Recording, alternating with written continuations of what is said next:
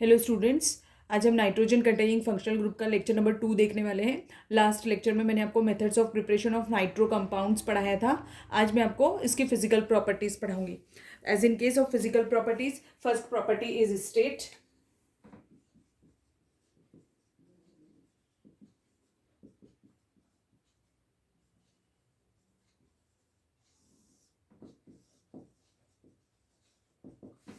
First property is state. As these compounds are colorless and pleasant smelling liquids. Nitroalkanes are colorless, pleasant liquids.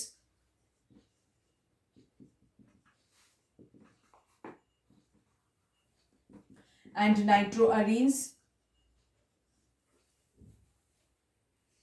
are pale yellow liquids and their higher members are solid in state.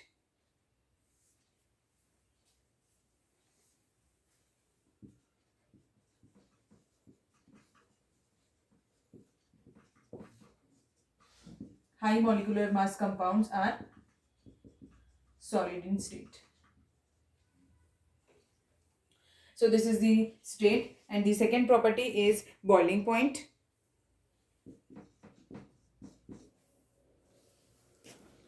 These compounds are highly polar, so they have strong dipole-dipole interaction and they have higher boiling point. As the nitro compounds are polar in nature,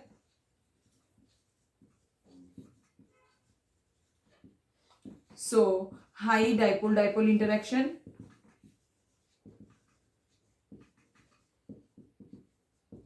and high boiling point.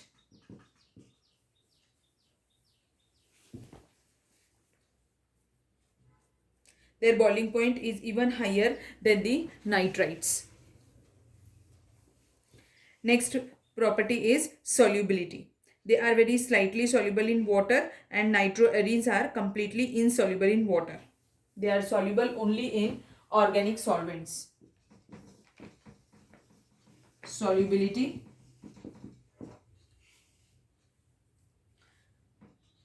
They are slightly soluble in water.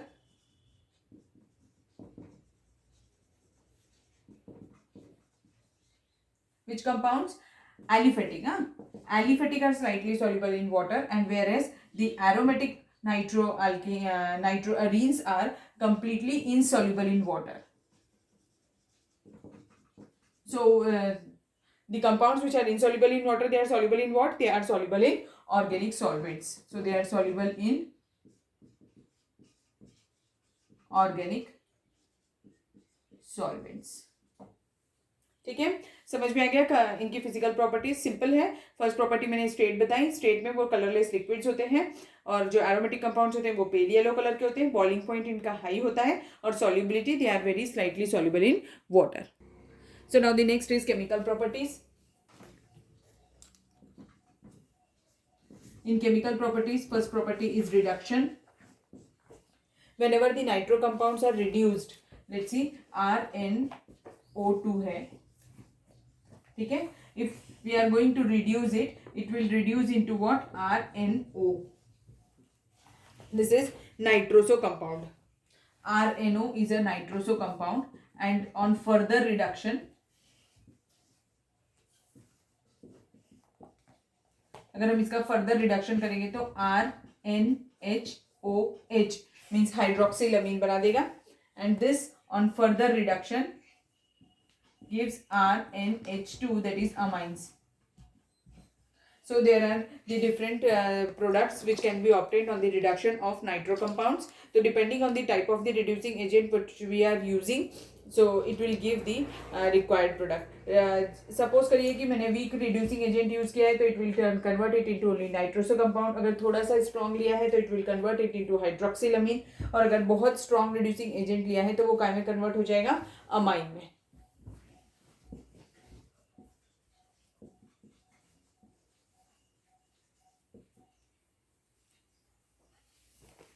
अब हम reducing agents की list बता देते हैं आपको, जिससे आपको और इजी जाएगा.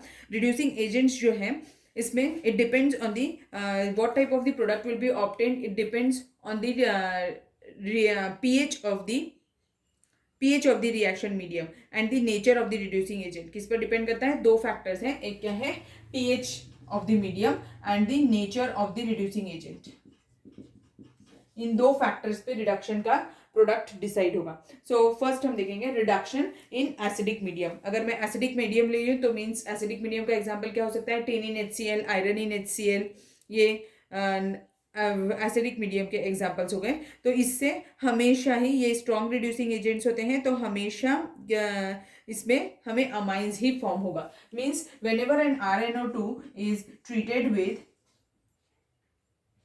Tin in HCl, iron in HCl, this is what? This is the reduction in presence of an acid. So using active metal, it is a strong reducing agent, so that it gives what? It gives RNH2, that is amines will be obtained. ठीक है, तो ये reduction in acidic medium है. ठीक है, अगर मैंने reduction in basic medium carry out किया तो क्या होगा? रिडक्शन इन बेसिक मीडियम अगर हम कैरी आउट करते हैं तो देयर आर वेरियस अलग different types of reagents which can be used and different types of products are also obtained in this. जैसे arsenic oxide in NaOH, sodium arsenite और ये biomolecular reduction होता है. And in this also the reduction type of the compound which is obtained depends on the nature of the reducing agent and the pH medium. As now the reduction in basic medium, this reaction is given generally by the aromatic compounds. So let's take an example for it. For example, nitrobenzene. If nitrobenzene is treated with any metal oxide or with a metal in presence of NaOH, example ले लेते हैं, it gives different types of products. That is, this is the nitrobenzene. If it is treated with AS2O3 in NaOH, it gives azoxybenzene.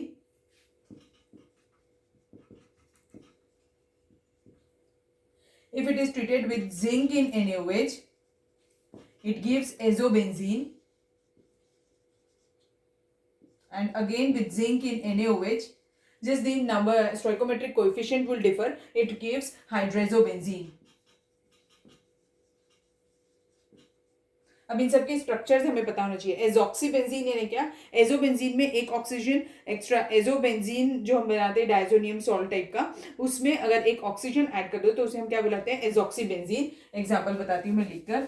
Formula इसका structure कैसा होता है? C6H5N double bond N, here O और एक C6H5. So this is what? Azoxybenzene. This is the structure of azoxybenzene. और अगर zinc in NaOH के साथ रिएक्शन किया तो वो क्या देगा? मैंने बताया एजोबेंजीन. एजोबेंजीन में ऑक्सीजन नहीं रहता है, तो C6H5N double bond N single bond C6H5, ये हो गया एजोबेंजीन. और दूसरा क्या है?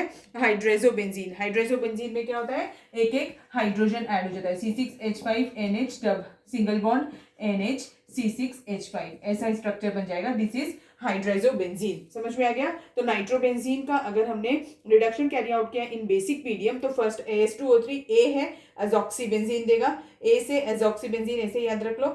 जिंक इन NaOH के साथ करें तो एंजोबेंजीन, और जिंक इन NaOH के साथ हाइड्रेजोबेंजीन. सिर्फ स्टोइकोमेट्रिक कोएफिशिएंट में डिफर करेगा. यहाँ पर 8 NaOH लगते हैं, यहाँ पर 11 NaOH लगते हैं. Sorry, not 11, it's 10 NaOH.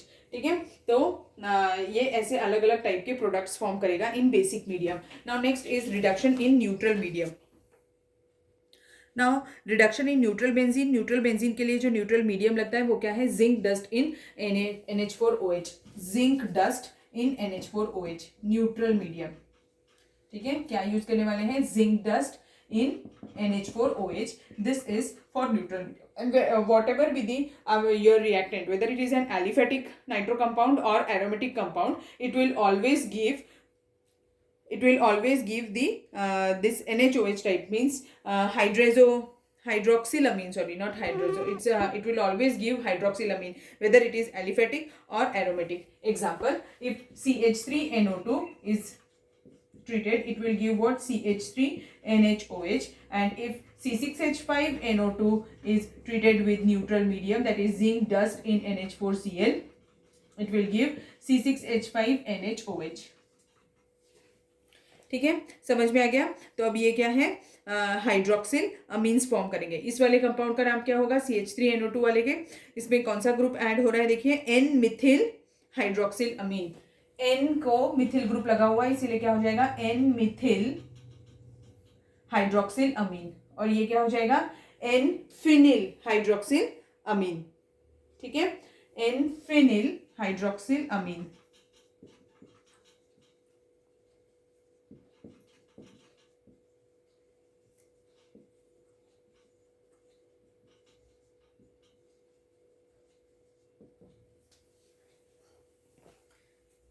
Hydroxylamines, when warmed with Tollens reagent, they get easily oxidized back to the nitroso compounds, and these reactions are used for used to test the nitro compounds, and it is also termed as what, Baker-Mulliken test. Baker-Mulliken test. तो note down करके रख लो, baker-Mulliken test जो है वो क्यों use करते हैं हम, to for testing the NO2 group, nitro groups को डिटेक्ट करने के लिए हम यूज करते हैं।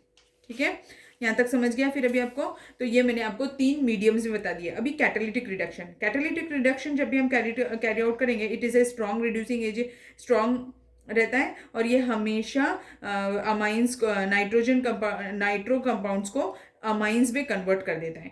अब कैटालिटिक रिडक्शन हमने पहले भी किया हुआ है, पैलेडियम कैटलिस्ट, प्लैटिनम कैटलिस्ट, रैने निकल, ये सब चीज़ें होती हैं। तो उनका जब भी रिएक्शन कैरी आउट करेंगे तो क्या होगा, देखिए अभी कैटालिटिक रिडक्शन,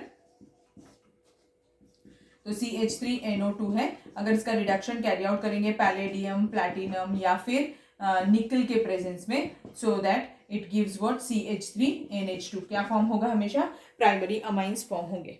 ठीक है, अब एक ही टाइप का रिडक्शन बचा है, that is selective reduction. Selective reduction is usually carried out by a specific type of a reducing agent, and this reducing agent is ammonium sulphide. It is what, ammonium sulphide और sodium sulphide, दोनों में से कुछ भी use कर सकते हैं। And this specific reducing agent, that is ammonium sulphide और sodium sulphide, is also termed as, this reaction is also termed as Zinin reduction. Is termed as what, Zinin reduction. So this is selective reduction, that is Zinin reduction, and reagent is what, ammonium sulfide, या फिर हम क्या use कर सकते हैं, sodium sulphide. Now what is the specific about this reaction, ये reaction में क्या होता है, अगर सपोज करो उसके पास में 2 NO2 ग्रुप है, तो वो इसमें से सिर्फ एक ही NO2 ग्रुप को रिड्यूस करेगा और एक ग्रुप वैसे के वैसे ही इंटैक्ट पड़ा रहेगा। That is called as selective reduction. It reduces only 1 NO2 group. Example ले लेती हूँ, सपोज कर लो बेंजीन रिंग है, यहाँ पर एक NO2 ग्रुप लगा हुआ है, यहाँ पे एक NO2 ग्रुप लगा हुआ है, और मैंने इसका रिएक्शन करा दिया NH4 twice self, means ammonium sulphide से। तो ये क्या देगा, इट विल गिव, एक कोई भी ग्रुप को वो रिड्यूस कर देगा, इसे NH2 बना देगा प्राइमरी अमाइन, और ये NO2 वैसे के वैसे ही रहेगा, इसमें कोई चेंज नहीं होगा। So this was all about the reduction reactions of nitro compounds. Now let's see the next part, that is hydrolysis. So now the next reaction is hydrolysis. Whenever the nitroalkanes are hydrolyzed, as the nitroalkanes are categorized into primary, secondary and tertiary type. पहले वो बता देती हूँ, जैसे CH3 CH2 NO2 है, तो this will be termed as what, primary. If it is CH3 CNO2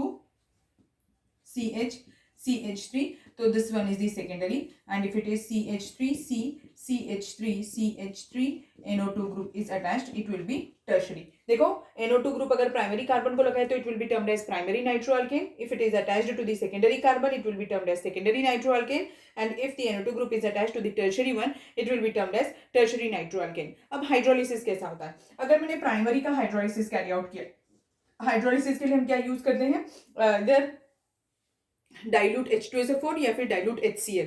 अगर ऐसा यूज करेंगे तो ये क्या देगा, देखो अगर HCl और H2SO4 इन वाटर अगर मैंने यूज किया तो ये क्या देगा, इट विल गिव CH3C, यहाँ पर डबल बॉन्ड O आ जाएगा और यहाँ पर NHOH आ जाएगा। This is the intermediate which we are going to obtain. This on further hydrolysis gives what, CH3COOH, ये कंपाउंड बनेगा, प्लस NH2OH .HCl, ऐसा कंपाउंड फॉर्म होगा। ठीक है, and this reaction is usually carried out to manufacture the hydroxyl amines. ठीक है, आपको कैसे किया मैंने ये रिएक्शन, बहुत सिंपल है, बस मैंने ऑक्सीजन ऐड किया है उसमें। ठीक है, रिडक्शन कैरी आउट कर रहे हैं, oxygen add, hydrolysis carry out कर रहे हैं, तो उसमें वाटर मॉलिक्यूल ऐड कर रहे हैं।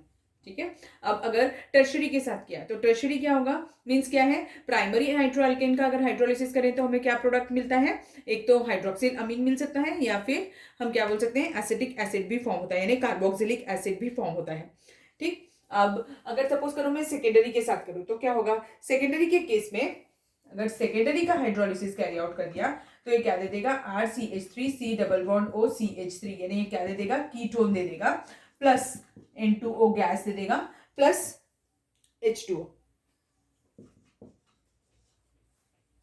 Means this one tertiary one will do not undergo hydrolysis, ये रिएक्शन नहीं देते। अब ये क्यों नहीं देते, because they lakhs alpha hydrogen atom, तो जिसके पास अल्फा हाइड्रोजन एटम प्रेजेंट है वही हाइड्रोलिसिस की रिएक्शन देगा, और जिनके पास नहीं है वो नहीं देगा, मींस टर्शरी नाइट्रोअल्केन नहीं देगा। आपको याद होगा ना क्या होता है अल्फा हाइड्रोजन एटम, हमने टॉटोमेरिज्म में आपको पढ़ाया है। ठीक, चलो, so this much is enough for today's class, बाकी की चीजें मैं आपको नेक्स्ट क्लास में पढ़ाऊंगी। Thank you.